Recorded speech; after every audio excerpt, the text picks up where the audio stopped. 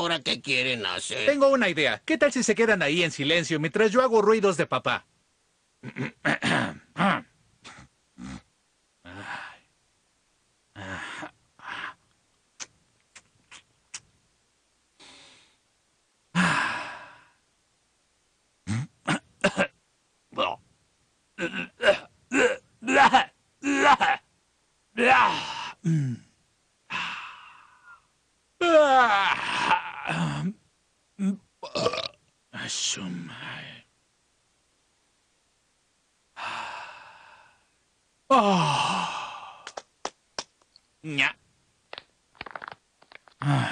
Por cierto, tengo que ir al baño.